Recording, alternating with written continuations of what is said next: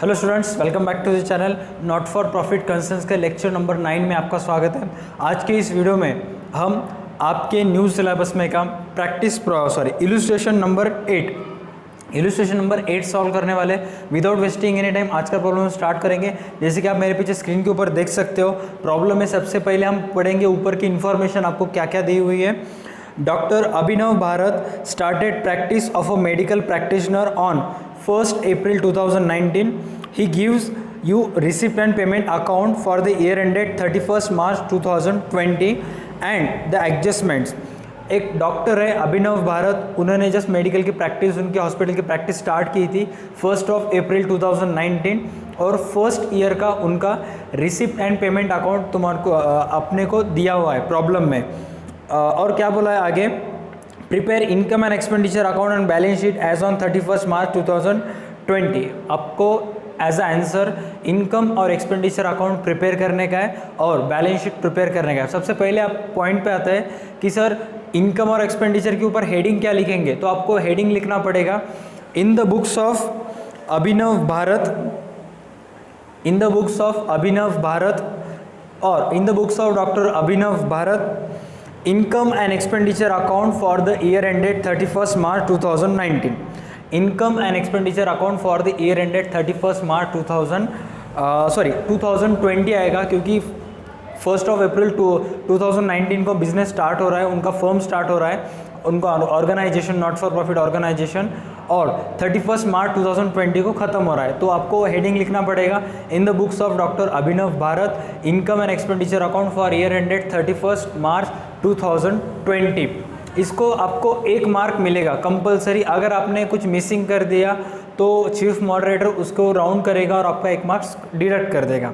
सबसे पहले एडजस्टमेंट की तरफ जाते हैं हम। एडजस्टमेंट सॉल्व करना पड़ेगा। आपको एडजस्टमेंट में क्या दिया हुआ है, receipts and payments account receipts in arrears are visits fees 2000, dispensary 500। अब ध्यान से सुनिए, रिसिप्ट्स यानी कि उस हॉस्पिटल को मिलने वाला पैसा, एरर है, एरर का मतलब कुछ हर्डल आया होगा, कुछ तकलीफ आई होगी उनको, या कुछ अड़चन वगैरह आई होगी, इसलिए वो रकम पेंडिंग है, इसलिए वो रकम एरर है। एरर का मतलब ऐसा नहीं है कि वो अभी तक रिसीव नहीं होगी। एरर का मतलब है कुछ खास वजह से वो अब तक हम रिसीव नहीं कर पाए, जो कि आने वाले समय में वो रकम हम रिसीव कर लेंगे। उस अमाउंट को एरर्स बोलते हैं।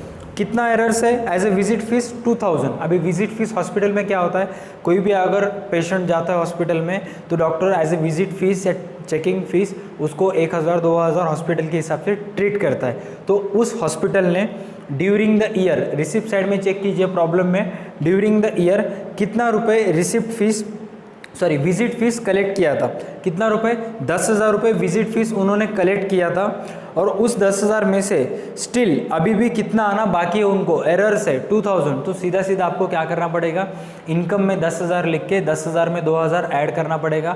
2,000 की दूसरी पोस्टिंग जाएगी बैलेंस शीट के एसेट में। 2,000 की दूसरी पोस्टिंग कहाँ पे जाएगी, बैलेंस शीट के एसेट साइड में as a outstanding visit fees. Easy है। उसके बाद आपको बोला है रिसिप्ट फ्रॉम डिस्पेंसरी 30,000। अब रिसिप्ट फ्रॉम डिस्पेंसरी क्या होता है कि कुछ मेडिकल के इंजेक्शंस वगैरह हॉस्पिटल में बेचने के बाद जो भी पैसा आता है उसको डिस्पेंसरी बोलते हैं। या कुछ हॉस्पिटल्स में अगर डिस्पेंसरी का मतलब होता है जो यूज्ड इंजेक्शंस होते हैं, जो यूज इंजेक्शंस, सलाइंस वगैरह, ग्लूकोज के जो सिरिंज होते हैं, वो सब वो नॉर्मल वेस्टेज में या नॉर्मल डस्टबिन में नहीं फेंक सकते, इसलिए उसको डिस्पोज किया जाता है। और उस डिस्पोज के लिए गवर्नमेंट की तरफ से कोई आदमी वगैरह आता है या लोकल अथॉरिटीज़ के पास से कोई आदमी वगैरह आता है और वो सारे कलेक्ट करके हॉस्पिटल को कुछ पैसा देता है। यानी कि आप उस हॉस्पिटल ने वो सारा इंजेक्शंस वगैरह का जो कचरा था वो इधर उधर नहीं फेंका, आपने अच्छे तरीके से कलेक्ट किया, इसलिए उसका कुछ पैसे देता है हॉस्पिटल में, बराबर। हाँ, तो ड्यूरिंग द ईयर उस हॉस्पिटल को कितना रुपए आया था, 30,000। स्टिल कितना आना बाकी है, 500। तो सीधा सीधा इनकम में 500 रुपीज़ आपको क्या करना पड़ेगा, ऐड, और 500 की दूसरी पोस्टिंग जाएगी बैलेंस शीट के एसेट साइड में। 2 एडजस्टमेंट हो गए, दोनों भी आउटस्टैंडिंग इनकम है। अगर आपको स्टिल कन्फ्यूजन में है तो एडजस्टमेंट के सामने इन ब्रैकेट में आप लिख सकते हो आउटस्टैंडिंग इनकम। नेक्स्ट क्या बोला आप चेक करेंगे, आउटस्टैंडिंग एक्सपेंसेस, अभी आउटस्टैंडिंग एक्सपेंसेस इजी है। रेंट ड्यूरिंग द ईयर कितना पेड किया था, 6000। एक्सपेंडिचर में 6000 लिख के उसमें 500 रुपये ऐड करने का, दूसरी posting liabilities. Salaries during the year hospital ने पेड की थी 12000, एक्सपेंडिचर में 12000 लिख के उसमें 1000 ऐड करने का, 1000 की दूसरी पोस्टिंग लायबिलिटीज। दोनों भी आउटस्टैंडिंग एक्सपेंसेस है। पहली एडजस्टमेंट आउटस्टैंडिंग इनकम, दूसरी एडजस्टमेंट आउटस्टैंडिंग एक्सपेंस। नेक्स्ट बोला आपको स्टॉक ऑफ ड्रग्स। ध्यान से सुनिए, स्टॉक ऑफ ड्रग्स क्या होता है कि ड्यूरिंग द ईयर चेक कीजिए ड्रग्स से रिलेटेड उन्होंने कितना रुपए खर्च किया था ड्रग्स के ऊपर, कितना खर्च किया था ड्रग्स के ऊपर। टोटल चेक कीजिए, पेमेंट साइड में आपको दिया हुआ है 7000 रुपये, बराबर। और उस 7000 में से आपको क्या बोला है कि उस 7000 में से 1000 रुपये ड्रग्स के अमाउंट रिमेनिंग है या स्टॉक है। तो सीधा सीधा आपको क्या करना पड़ेगा, ड्रग्स एक्सपेंडिचर को लिखना पड़ेगा और उस 7000 में 1000 रुपये स्टॉक ऑफ ड्रग्स से लेस करना पड़ेगा और 1000 की पोस्टिंग जाएगी बैलेंस शीट के एसेट में। 1000 की पोस्टिंग कहाँ जाएगी, बैलेंस शीट के एसेट साइड में। सर बैलेंस शीट के एसेट में क्यों जाएगी, अब ध्यान से सोचिए कि ड्यूरिंग द ईयर उन्होंने ड्रग्स के ऊपर 7000 खर्चा किया था और उस 7000 में से 1000 रुपये का ड्रग्स का स्टॉक रिमेनिंग है, यानी कि कितना रुपए उनका एक्सपेंस है 6000। आपको इधर drugs consume during the year की अमाउंट निकालने के लिए कहा है, कौन सा, drugs consume during the year. तो सीधा सीधा 7000 एक्सपेंसेस पे डाल दीजिए, उसमें से स्टॉक ऑफ ड्रग्स 1000 लेस, 1000 की दूसरी पोस्टिंग एसेट में और 6000 आउटर को। 6000 अमाउंट को क्या बोलेंगे, drugs consume during the year. Drugs यानी चरस गांजा नहीं, ड्रग्स यानी दवाइयाँ, टैबलेट्स वगैरह, नहीं तो आप जाओगे दूसरी तरफ उड़ता पंजाब। नेक्स्ट आपको बोला है डिप्रिसिएट फर्नीचर 8%, इक्विपमेंट्स 500। फर्नीचर की अमाउंट देखिए, प्रॉब्लम में आपको कितना दिया हुआ है 8000। 8000 के ऊपर 8% डीईपी कितना निकलेगी 640। 640 एसेट में से आपको क्या करना पड़ेगा, लेस, दूसरी पोस्टिंग एक्सपेंडिचर। और बाद में आपको बोला है इक्विपमेंट्स। इक्विपमेंट्स की अमाउंट चेक कीजिए, प्रॉब्लम में कितना है 10000। 10000 आपको एसेट में लिख के उसमें से 500 रुपीज़ लेस करना पड़ेगा, 500 की दूसरी पोस्टिंग जाएगी एक्सपेंडिचर में। बस यही था एडजस्टमेंट। अब स्टेप बाय स्टेप पेमेंट से हम स्टार्ट करेंगे। सबसे पहले आपको दिया हुआ है फर्नीचर, फर्नीचर हो गया, ड्रग्स हो गए, सैलरीज ऑलरेडी हो गया, रेंट भी हो गया। कन्वेयंस का मतलब क्या होता है कि travelling, kind of a travelling expenses, कितना रुपए उन्होंने उसके ऊपर एक्सपेंस किया 4000, तो 4000 की पोस्टिंग जाएगी एक्सपेंडिचर। उसके बाद stationery expenditure, electrical charges expenditure, journals. Journals का मतलब होता है जो हम जर्नल एंट्री करते हैं उसको जर्नल बोलते हैं, JOURNAL। इधर JOUR, इधर जर्नल्स बोल रहा है। जर्नल्स यानी कि न्यूज़पेपर्स, मैगजीन्स, जर्नल्स, जो बहुत सारे ऐसे जर्नल्स मैगजीन आते हैं जैसे इंडिया टुडे वगैरह, उसके ऊपर इन्होंने कितना रुपए एक्सपेंस किया 500। तो सीधा सीधा पोस्टिंग कहाँ पे जाएगा, एक्सपेंडिचर में। समटाइम्स उधर newspapers and papers and periodicals भी आता है, जर्नल्स के अलावा न्यूज़पेपर्स, पेपर्स एंड पेरियोडिकल्स। ध्यान से याद होगा तो लिख दीजिए। उसके बाद आपको बोला है बैलेंस सीडी। बैलेंस सीडी की पोस्टिंग कहाँ पे जाएगी, एसेट में। मैं ड्राइंग नहीं बुलाऊँ, drawing at the end of बताऊंगा। सबसे पहले कैपिटल फंड आपको बताना ज़रूरी है। प्रॉब्लम में चेक कीजिए, रिसिप्ट साइड में विजिट फीस हो गया, रिसिप्ट फ्रॉम डिस्पेंसरी हो गया, लास्ट है सेंड्री रिसिप्ट जो कि इनकम की तरफ जाएगा। कल के प्रॉब्लम में मैंने आपको बताया था कि अगर नॉट फॉर प्रॉफिट कंसर्न के प्रॉब्लम में आपको कैपिटल फंड नहीं दिया हुआ रहता है तो आपको निकालना पड़ेगा, और वो कैपिटल फंड निकालने के लिए आपको रिसिप्ट एंड पेमेंट अकाउंट की ओपनिंग बैलेंस बीडी लेना पड़ेगा।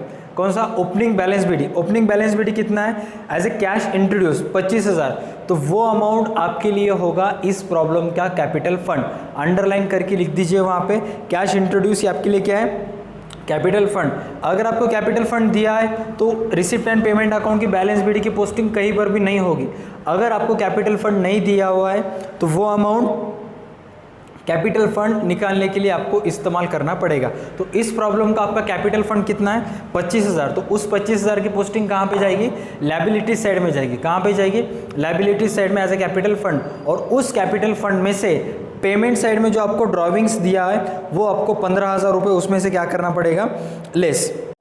हाँ, प्रॉब्लम में चेक कीजिए, आपको एक एडजस्टमेंट वहाँ पे मिसिंग है, एडजस्टमेंट नंबर 5 इस सिलेबस में नहीं आई हुई है, लेकिन एडजस्टमेंट जो भी एडजस्टमेंट है उसकी पोस्टिंग प्रॉब्लम में की हुई है, लेकिन आपको एज अ प्रॉब्लम में नहीं दी हुई है। तो आप एक काम कीजिए, 5 नंबर डाल के एक एडजस्टमेंट लिख दीजिए। एडजस्टमेंट ऐसी होगी, 40% of conveyance used for domestic use, 40% of conveyance used for domestic use. Adjustment number 5 डाल के लिख दीजिए 40% of conveyance used for domestic use. अगर आप 2020 में ये वीडियो देख रहे होंगे तो अभी तो इस सिलेबस में नहीं है, अगर आप बाद में देखेंगे तो शायद बोर्ड महाराष्ट्र बोर्ड वहाँ पे रिपेयर्स वगैरह कर देगा। तो ये 5वीं एडजस्टमेंट है। 5वीं एडजस्टमेंट का मतलब क्या होता है कि कन्वेंस यानी ट्रैवलिंग एक्सपेंसेस पे हमने कितना रुपए खर्च किया था, 4000, और उस 4000 में से 40% conveyance as a private purpose के लिए यूज़ किया गया था, उस ऑर्गेनाइजेशन का प्राइवेट काम करने के लिए यूज़ किया गया था। इसका मतलब आपको एक्सपेंडिचर पे लिखना पड़ेगा कितना हज़ार, 4000। एक्सपेंडिचर को आपको लिखना पड़ेगा 4000 और उस 4000 में से 40% अमाउंट। कैलकुलेशंस कैसा करोगे, 4000 इंटू 40 डिवाइडेड बाय 100, आंसर कितना आएगा आपका 1600। तो एक्सपेंडिचर साइड में आपको लिखना पड़ेगा conveyance 4000 less 40% for domestic use, वहाँ से लेस करना पड़ेगा 40%। वहाँ से लेस करने के बाद ध्यान से सुनिए, एक्सपेंडिचर साइड में वो 40% अमाउंट लेस करने के बाद वो प्रीपेड कन्वेयंस नहीं है, वो फॉर डोमेस्टिक यूज़ बोला है। इसका मतलब वो अमाउंट कैपिटल फंड में से as a additional drawing less होगा। आई रिपीट, कन्वेयंस के ऊपर हमने जितना भी एक्सपेंस किया है उसमें से 40% expense as a domestic use था। कन्वेयंस पे हमने कितना एक्सपेंस किया है, 4000 के ऊपर 40% कितना होगा, 1600। वो 1600 रुपये उस नॉट फॉर प्रॉफिट कंसर्न के लिए एज अ ड्रॉविंग है। ड्रॉविंग का मतलब वो अमाउंट आपको एक्सपेंडिचर साइड में लेस करने के बाद बैलेंस शीट की लायबिलिटीज साइड में। अब ध्यान से सुनिए, प्रॉब्लम में कैपिटल फंड कितना दिया हुआ है, 25,000। 25,000 में सबसे पहले तो आपको सरप्लस ऐड करना पड़ेगा, अगर सरप्लस आया तो डेफिशिएट आया तो डेफिशिएट लेस करना पड़ेगा।